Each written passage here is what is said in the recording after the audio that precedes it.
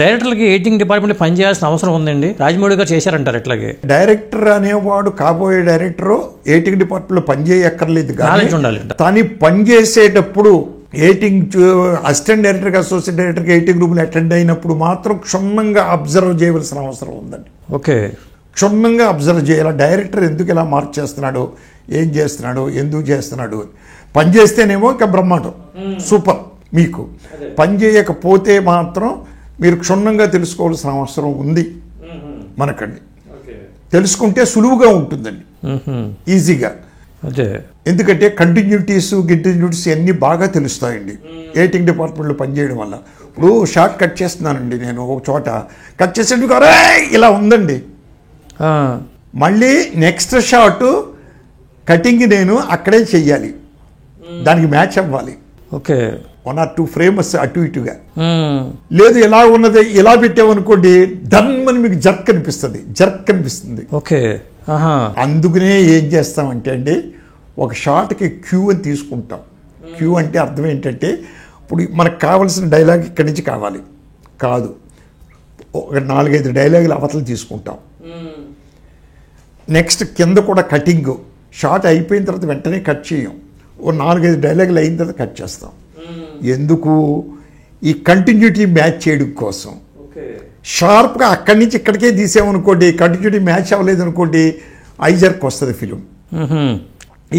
ఈ టెక్నాలజీ తెలుసుకోవాలండి ప్రతి డైరెక్టరు. అది క్యూ తీసే పర్పస్, అది క్యూ అంటాం దాన్ని. ఇప్పటికీ ఉందండి అది? ఇప్పటికే ఉంది అది.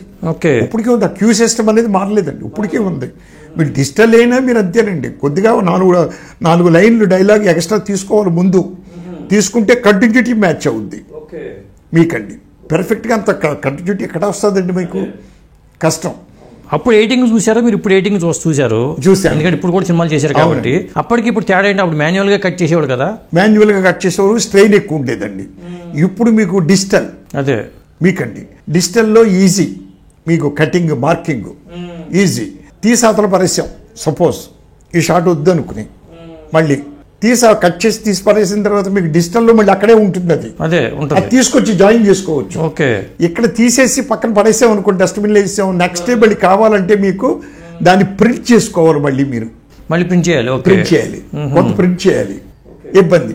అలాగే మీకు ఇప్పుడు ఈ షాట్ ఇక్కడ ఒక సీను ఇక్కడ వేసాం, ఈ సీన్ అక్కడ రిపీట్ చేయాలి ఎక్కడో వేరే చోట చేయాలి అనుకున్నప్పుడు డిజిటల్లో ఈజీ, దీన్ని యాస్టీజ్ మళ్ళీ అక్కడ పేస్ట్ చేస్తాం. బట్ వేరే నెగిటివ్లో అలా కుదరదు, నెగిటివ్లో మళ్ళీ ప్రింట్ చేయాలి, ప్రింట్ చేసిన తర్వాతే అక్కడ జాయిన్ చేస్తాం, ఆ అడ్వాంటేజ్ ఉందండి. ఏది ఇప్పుడు మరి డైరెక్టర్లు కూడా ఎడిటింగ్ డిపార్ట్మెంట్ కూర్చొని చేసేవాళ్ళు అండి? కూర్చొని చేసేవారు, డెఫినెట్గా కూర్చొని చేసేవారు. ఎడిటింగ్, ఫైనల్ ఎడిటింగ్ అంటే మామూలు రఫ్ ఎడిటింగ్ అంతానేమో అసోసియేట్లు చేసేస్తారు టోటల్గా స్క్రిప్ట్ పెట్టుకుని. తర్వాత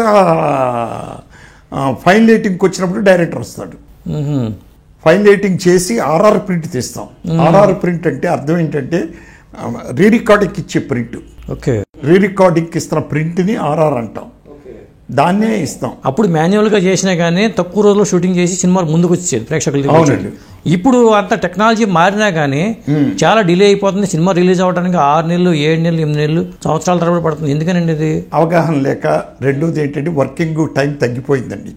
వర్కింగ్ టైం అంటే ఇది వరకు మేము 7 o'clock షార్ట్ అంటే 7 o'clock తీయాలండి, 9 o'clock షార్ట్ అంటే 9కి సెట్కి వెళ్ళిన తర్వాత ఒక హాఫ్ అన్ అవర్ అటు ఇటుగా 7 o'clock అంటే 7:30 ఓకే షార్ట్ తీయాలి. 6 ఒకటి తర్వాత కూడా షూటింగ్లు చేసాం, 9 దాకా చేసాం, 10 దాకా చేసాం, అవసరం అయితే 2 గంటల దాకా చేసేవాళ్ళం. ఇప్పుడు అలా లేదే, ఫస్ట్ షాట్ తీసేటప్పటికి 11 అయిపోతుంది మీకు సెట్లో, మళ్ళీ ఈవినింగ్ 6 o'clock ప్యాకప్ చేసేస్తున్నాం. మరి దీనివల్ల ఎక్కడ వస్తుంది టర్న్ ఓవర్ అండి? రాదు. దాంట్లో ఎంత టైంలో కూడా మళ్ళీ ఇంకోటి ఏంటి, సెట్లో డిస్కషన్, సెట్లో డిస్కషన్లు సీన్ల మీద. మీరు ఎందుకు సీన్ ముందు పక్కాగా రెడీ చేసుకుంటలేదు? అప్పుడు పక్కాగా స్క్రిప్ట్ వెళ్ళిపోయాడు. అయ్యో పక్కాగా స్క్రిప్ట్ బ్రహ్మాండంగా ఉండేది, ఏదన్నా చిన్న చేంజెస్ అక్కడ చేసుకునేవాళ్ళం, అంతే తప్పించంటే మొత్తం అక్కడ రాసుకోవడం అక్కడ కుదిరేది కాదు. అయితే అక్కడ రాసుకున్న వాళ్ళు కూడా కొంతమంది ఉన్నారు ఆ టైంలో కొంతమంది, బట్ అందరూ పక్కాగా డైలాగ్ వెర్షన్తో పాటు రెడీ చేసుకుని వెళ్ళేవాళ్ళం సెట్కి. నా పద్ధతి ఏంటంటే స్క్రిప్ట్ మొత్తం ఇంక్లూడింగ్ డైలాగ్ వెర్షన్ రెడీ అయ్యి స్టాప్ క్లాక్ పెట్టుకుని టైమింగ్ చూసుకుంటాను సార్ నేను. ఇప్పుడు మనకు అవుట్పుట్ 2 గంటల 15 నిమిషాలు కావాలి, లేదా 2 గంటల 10 నిమిషాలు కావాలి. కానీ నేను తీసేది 2 గంటల 45 నిమిషాల దాకా తీస్తాను. 10 to 3 గంటల దాకా తీస్తాను. ఎందుకు తీస్తాను? ఒక్కొక్కసారి సీను డిస్కస్ చేసినప్పుడు అత్యద్భుతంగా ఉంటుందండి, పేపర్ మీదకి వచ్చినప్పుడు బాగుండకపోవచ్చు. డిస్కషన్లో యావరేజ్గా ఉన్న సీను అత్యద్భుతంగా రావచ్చు స్క్రిప్ట్లో. స్క్రిప్ట్కి మళ్ళీ స్క్రిప్ట్ నుంచి మళ్ళీ మీరు సెట్కి వెళ్ళినప్పుడు ఆర్టిస్ట్ పెర్ఫార్మెన్స్ తోటి ఒక్కో సీను డల్ అవ్వచ్చు, ఒక్కో సీను బ్రహ్మాండంగా ఉండొచ్చు. ఓకే. దానివల్ల మనం ఏం చేస్తామంటే ఒక హాఫ్ అన్ అవర్ అటు ఇటుకి ఎక్కువ తీస్తాం. ఎందుకు తీస్తాం? రేపొద్దున ఏదన్నా ఇక్కడ ఇలాగా బాగాలేదురా ఈ సీను, ఇక్కడ ఏమో డిస్కషన్లో బ్రహ్మాండమైన సీన్ అనుకున్నాం కదా, ఇక్కడ రాలేదు అని అవి తీసేస్తాం. అలా తీయడానికి ఒక హాఫ్ అన్ అవర్ పక్కన పెట్టేస్తామండి. నా స్కూల్ అది.